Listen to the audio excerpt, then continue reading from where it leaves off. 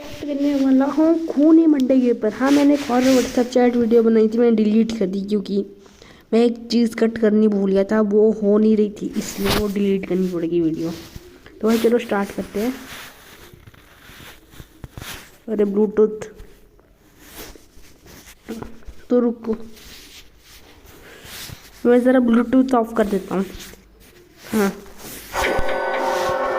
सोनू नाम का एक लड़का काम की तलाश में शहर के बड़े ये भाई बाजार खूनी मंडे है, ठीक है, और इसके ऊपर यहाँ हम रिएक्ट कर रहे हैं। इससे भी बड़ा हुआ करता था, लेकिन दंगों के चलते बाजार के पास वाले कॉम्प्लेक्स को कुछ दंगाइयों ने जला दिया था। हैं, जला दिया हादसे था। में कई लोग भी मारे गए और कई लोगों के तो घर भी उजड़ गए।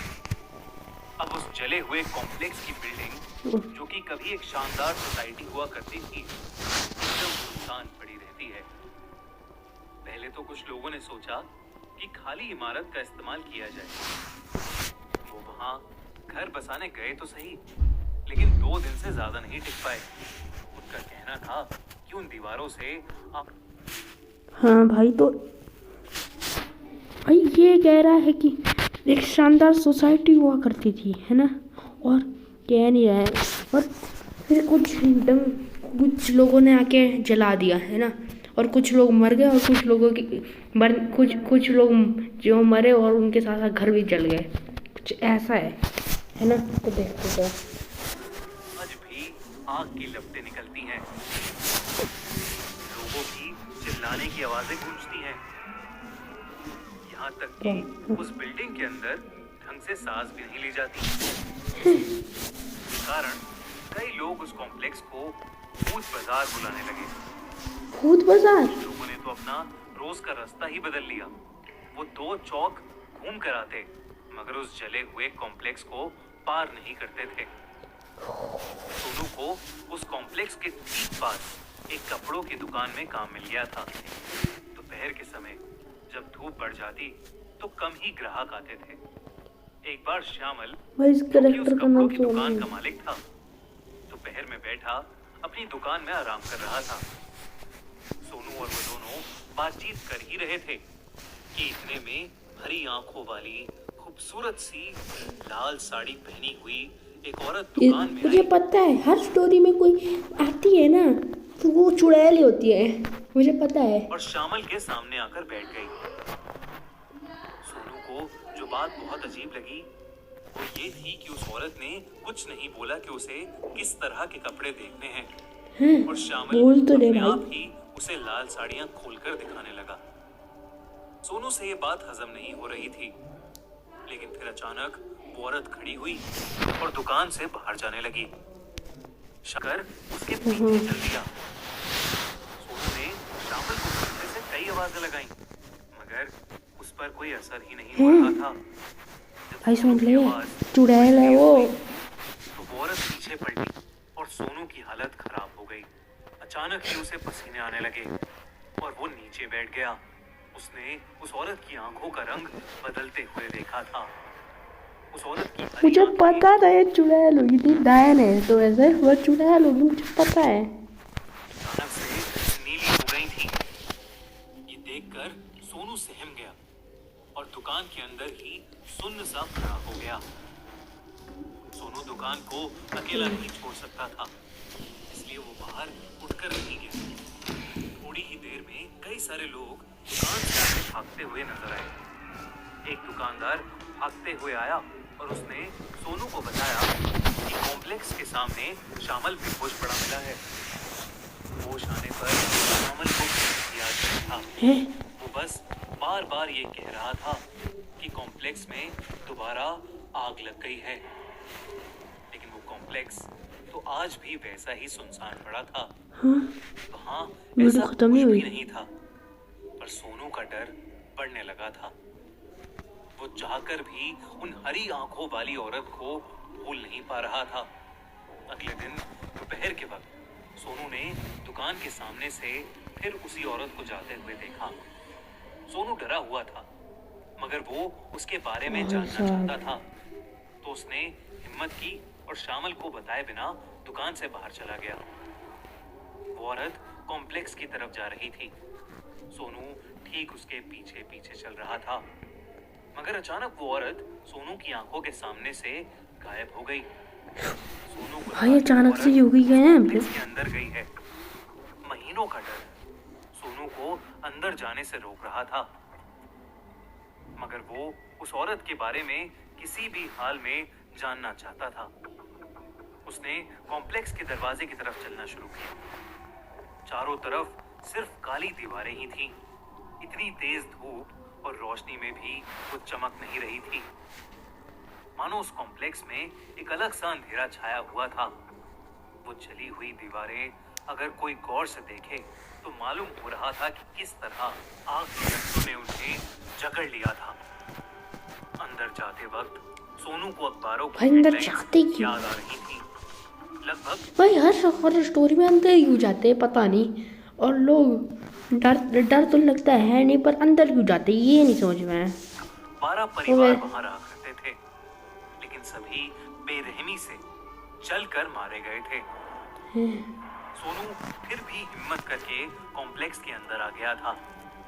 कॉम्प्लेक्स की दीवारें जैसे चीख चीख कर बता रही थी कि उस रात वहां क्या हुआ था। हैरत की बात तो ये भाई थी कितना खतरनाक है। सोनू को अचानक से बहुत ही गर्मी लगने लगी। मौसम जैसे भाई रो रहा है, गर्मी लग रही है। ऐसी जैसे कोई उसे आग की लपटों में झुलसा रहा हो। उससे और आगे चला नहीं जा रहा था। वो हाफते हुए एक जगह रुक गया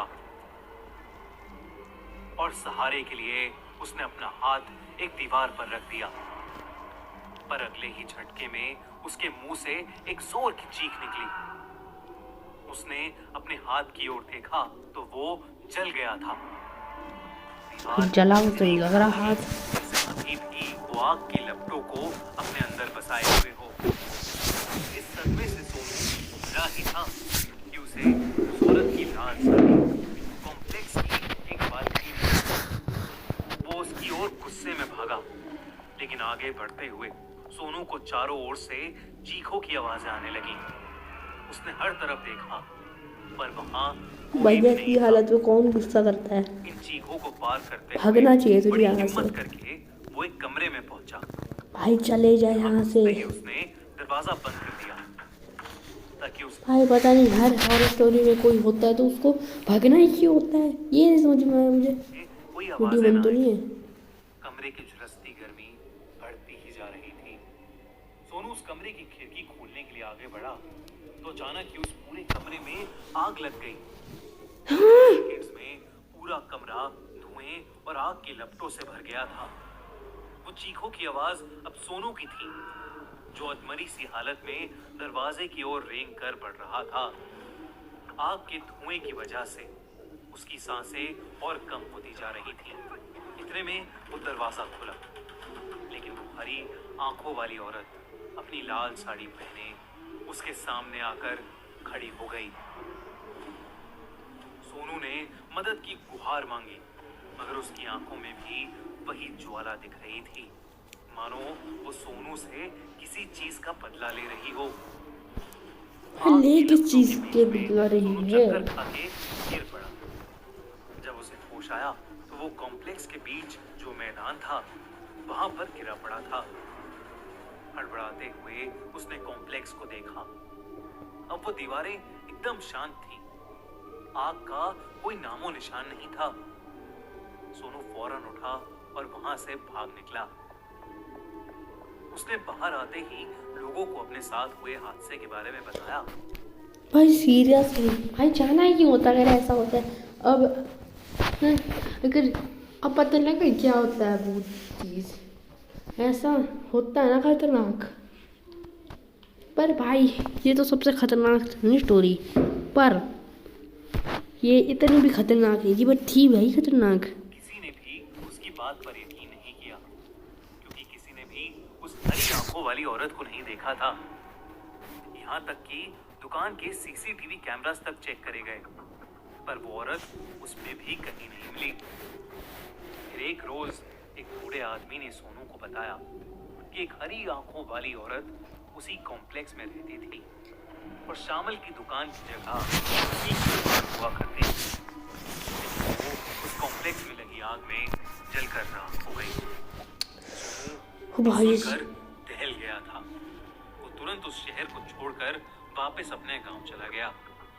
उसे फिर कभी वो औरत दिखाई नहीं दी, पर उस औरत की हरी आंखें और उस कॉम्प्लेक्स की जलती दीवारों का डर शायद ही वो कभी अपने दिमाग से निकाल पाएगा। तो भाई आज के लिए इतना, तब तक के लिए bye bye, take care, see you soon. वैसे बहुत खतरनाक थी है ना, पर ये देखो टाइटल था भूत बाजार, पढ़ना भूल गया था। तो टाइटल भूत बाजार था, हर स्टोरी हई खतरनाक तो थी है ना, कोई बात नहीं है, काट डाले हुए बीच में और चैनल भी है। तो भाई अगर जैसे कि तुम देखोगे जाकर, ज़रा रुको,